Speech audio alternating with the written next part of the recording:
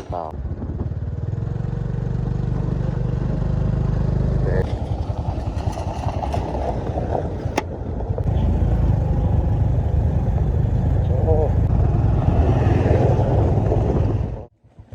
กล่าวทักทายสบายดี FC เบิร์ดสุขูสุคนยินดีต้อนรับเข้าสู่ซองบ่าวยูบ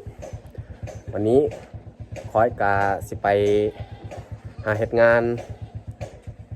พักระยะ 2-3 เดือนเลยเนื่องจากว่าอยู่บ้านกาบ่มีเงินใช้ก็เลยได้ออกไปหาเฮ็ดเวียกนี่เขาไปกับ3 คนเขาคอขี่รถนำเขาเจ้านี่แหละเขาจึงได้ลงถ้าบ่นี่บ่ได้ลงเขาสิลงไปเฮ็ดงานนี่ประมาณ 2-3 เดือนแล้วจึงกลับเมื่อบ้านอีกตอนนี้เขาก็เริ่มออกเดินทางแล้วนี่แหละอำลาจากหมู่บ้านเฮา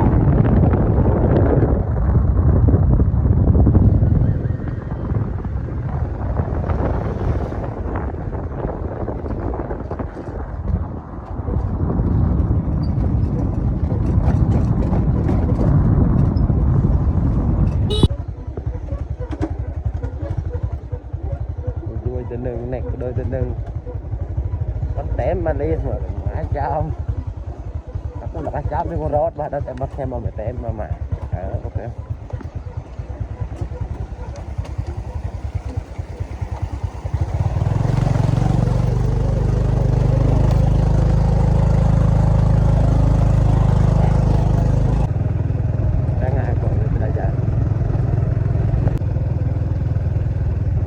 ตอนนี้กาฮอดทางล่วงนี่แค่แน่อยู่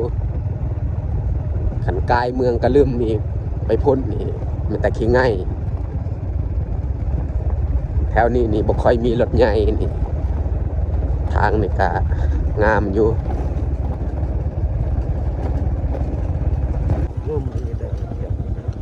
ฮอดหมู่บ้านตะนึงเขาจะแวะซื้อน้ำมันอยู่ฮันเวียด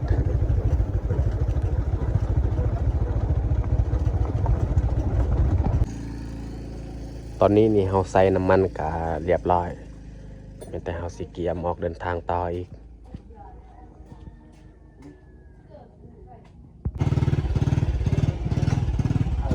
แล้วออกเดินทางต่อครับ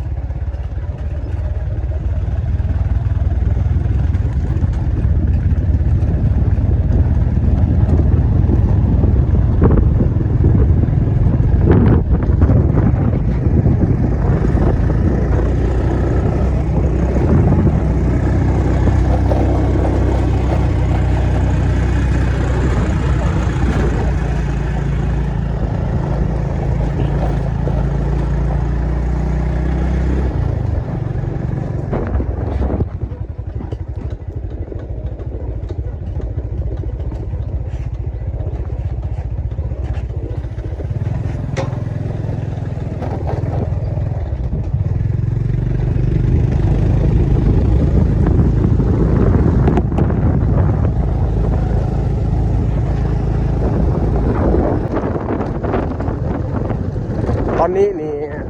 เขาไปกับไก่ฮอดเมืองกระลืมแล้วอันนี้ไปหาประตูโค้งกับปไก่แล่นไปอีกประมาณ1 นาทีนี่แหละ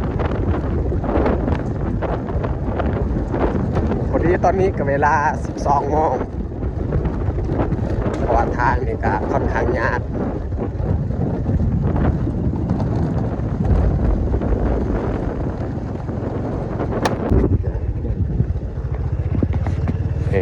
ตอนนี้กะฮอดแยกทางเข้าเมืองแล้ว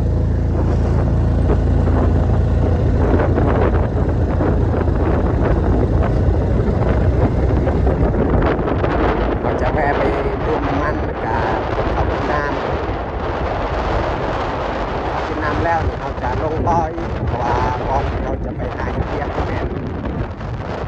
ำเซ่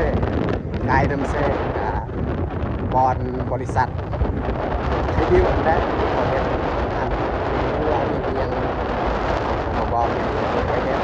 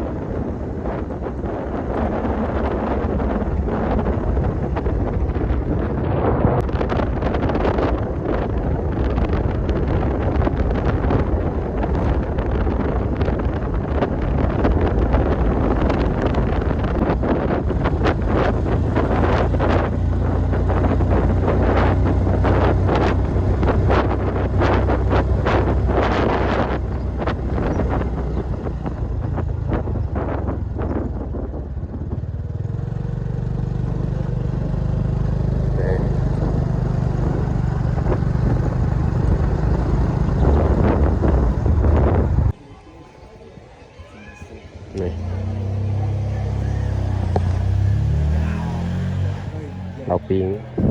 ชิ้นไก่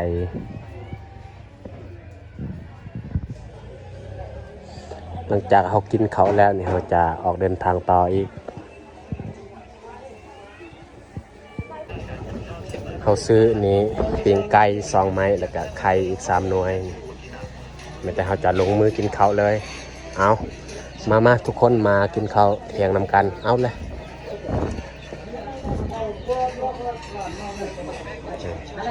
ทีมงานเฮากะ3 คน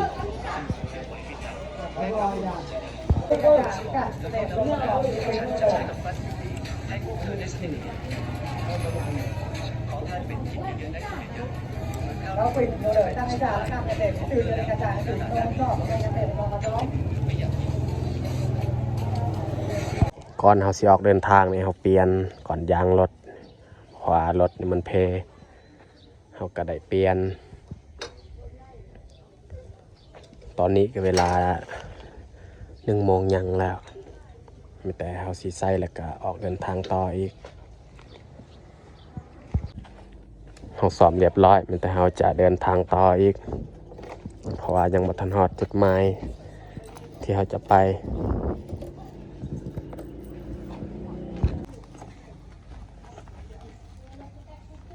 การไม่ทายคนฟังนามันหลับอย่างเงี้ย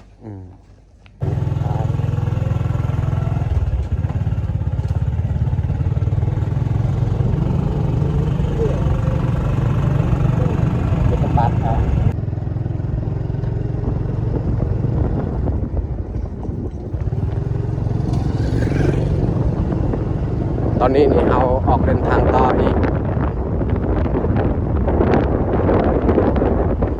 แล้วเราจะแวะเติมน้ำมันอยู่วันใดมีปั๊มใหญ่เลยนี่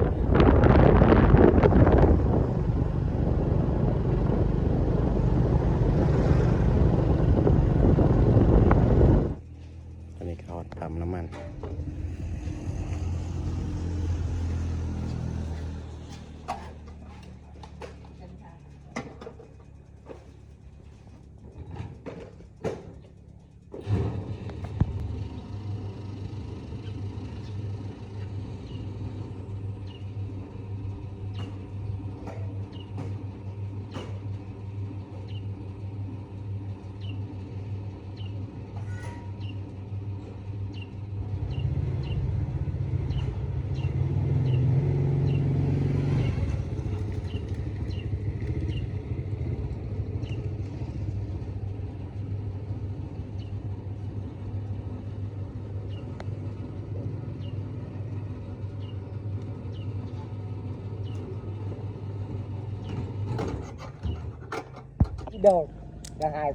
ตอนนี้เขาก็ออกแต่เมืองแล้วอันนี้เปลี่ยนกันขับอีก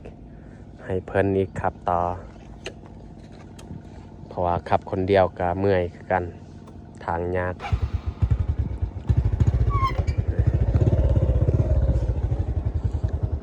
ขันทางงามกับใครแน่อยู่ มันแต่เฮาสิออกเดินทางเลย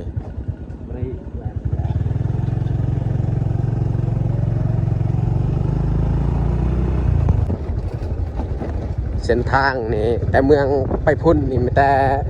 ขี้ฝุ่นถ้าเวลาเฮาสวนกันรถอันนี้โอ้ไปบ่ได้เลย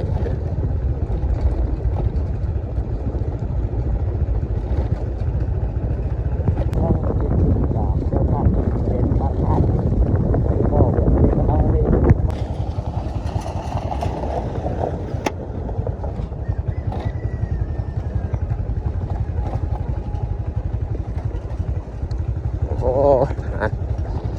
รถนี่ได้ลากเลยพี่น้องเอ้ยโอ้ทางอันมันตะขี้ไง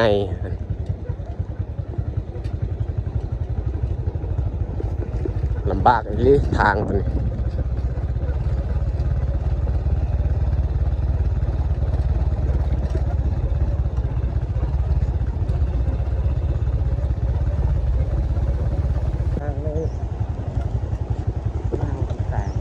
ฮอตครัวแล้วอันนี้ก็เฮากะไก่ฮอตน้ำเซ่แล้ว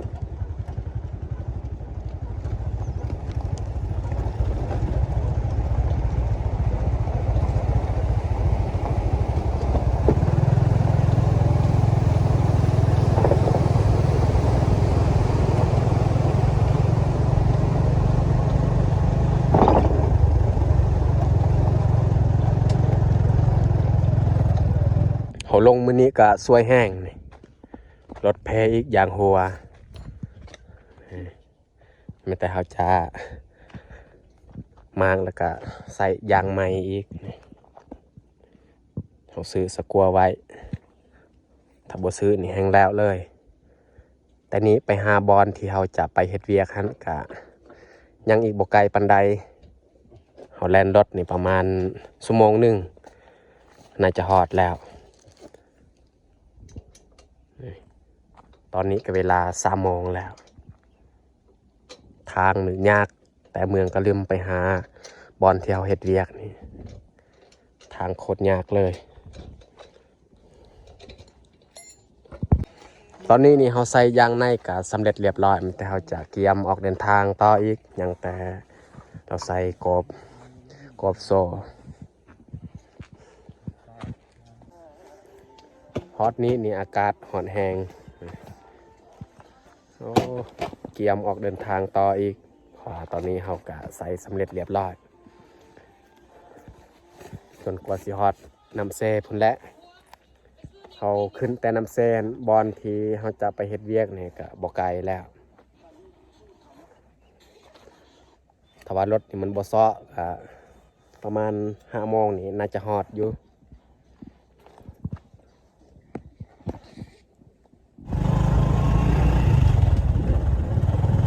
ออกเดินทางต่ออีก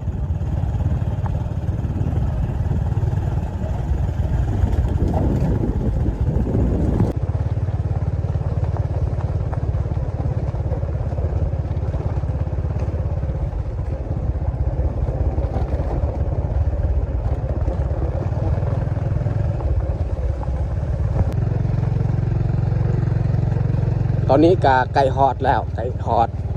หวยน้ำเซ่แหละน้ำเซ่กอง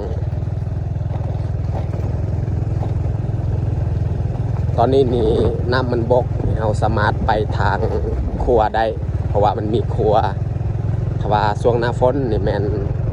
เขาขี่เรือข้ามเอาถ้าว่าบ่มีเรือนี่บ่สามารถข้ามได้แต่ว่าช่วงฤดูแล้งนี่เขาสามารถข้ามทางครัวได้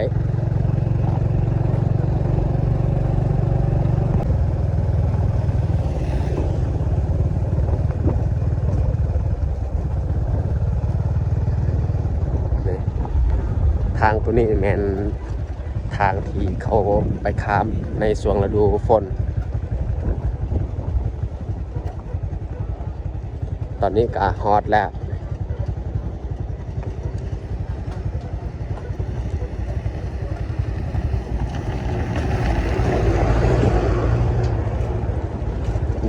จะมีครัว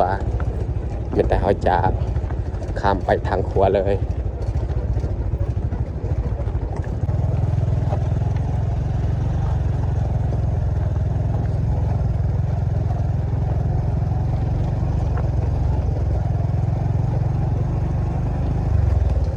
นี่มีห้องครับโอ้ตาย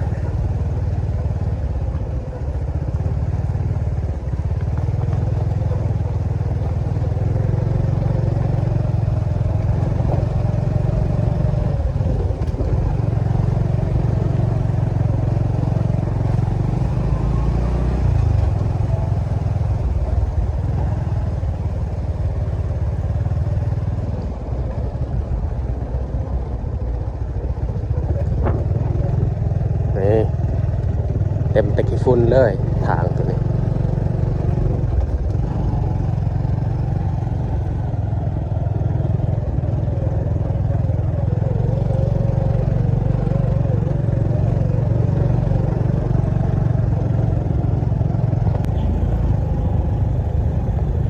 โอ้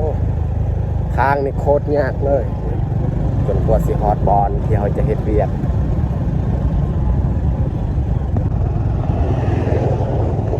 โอ้ขี้ฝุ่นตอนนี้นี่เขาเข้าฮอดบริษัทแล้วก็คือบ่ทานฮีนนี่แหละ